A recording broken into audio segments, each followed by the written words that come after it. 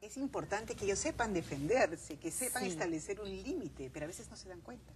Sí, a veces no se dan cuenta, pero es importante por eso trabajar con los niños lo que es la autoestima, la seguridad, la comunicación, las habilidades sociales, la asertividad. Digamos, ir preparando. A los niños lo que hay que enseñarles es un poco a empoderarlos, a que ellos se sientan que tienen esa capacidad de enfrentar las cosas. Y eso es un trabajo continuo a lo largo de todos los años, de toda la crianza de nuestros hijos, ¿no? Y así van a, digamos, a estar más preparados y van a poder defenderse mejor y evitar este tipo de situaciones, ¿no? Eso es como en rasgos generales, pero digamos en rasgos puntuales, o sea, cómo una madre le enseña a su hijo a proteger su cuerpo, por ejemplo. ¿Cómo debería decirle? Puntualmente, digamos, si yo tengo un hijo que sé que está siendo abusado, lo primero que hay que enseñarle es que no reaccione con violencia, digamos, que no se enfrente, porque a veces los papás le dicen a los hijos, mira, golpea, defiende, empuja, y lo que hay que enseñarles es que no debe de reaccionar de esa forma porque se expone más, ¿no? No en el mismo registro que la persona que le está victimando. Exacto.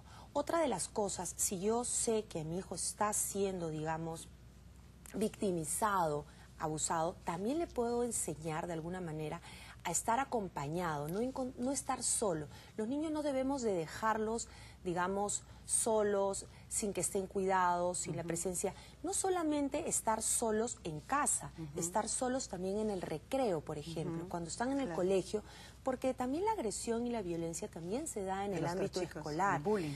Exacto. Entonces no podemos dejar, o sea, tenemos que enseñarle a nuestros hijos a estar con sus compañeros, a no aislarse, a estar. Entonces eso les da esa sensación de seguridad, ¿no? Sí, otra de las cosas que también podemos enseñarle a nuestros hijos es a tener aquella persona de confianza, que es el adulto, donde pueda comunicar, donde le pueda informar.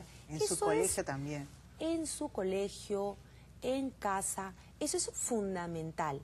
El niño tiene que saber a dónde ir. Es decir, puede ser que, o sea, que su hijo no esté pasando esa situación, pero sabe, si le ocurre, tiene que acudir a determinada persona. Eso es fundamental. A veces pasa que en los padres se da tal disfunción que uno de los de ellos puede ser el agresor y el otro se hace el que no ve, ¿verdad? Sí, O se siente impotente para hacerlo. Así es. Pero el niño siempre tendría que tener a alguien que lo proteja. Siempre, porque los niños se tienen que sentir protegidos en su ambiente escolar, en el ambiente familiar, tienen que sentirse protegidos.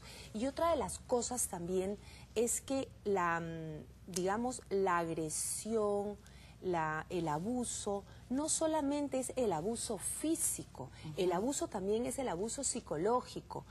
Que te ignoren, que te rechacen, que te separen, que no te hablen. Y también hay que preparar para ese tipo de, para reaccionar. Por ejemplo, muchas veces se les da algunos consejos a los hijos, ¿no?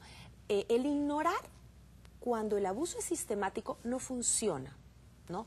Pero sí se les enseña, por ejemplo, a que las palabras reboten, ¿no?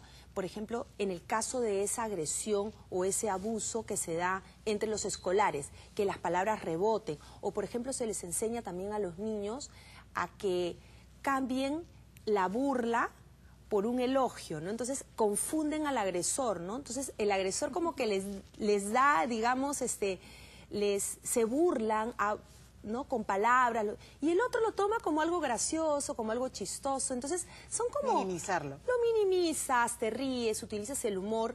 Paralelo a eso, obviamente tienes que acudir a una persona adulta que te pueda proteger, pero le das ese tipo de estrategias, entonces los chicos manejan las cosas muchísimo mejor y se sienten realmente... El humor, esa salida del humor es producto de la madurez, que es lo que tenemos que ir trabajando de a pocos con nuestros hijos. Y es un proceso, ¿no? Muchas gracias, Vivian, por tenerte aquí. Ya nos bendice el tiempo. Ahora nos vamos a un corte porque tenemos que hablar de un tema muy importante, el cerebro en los adolescentes.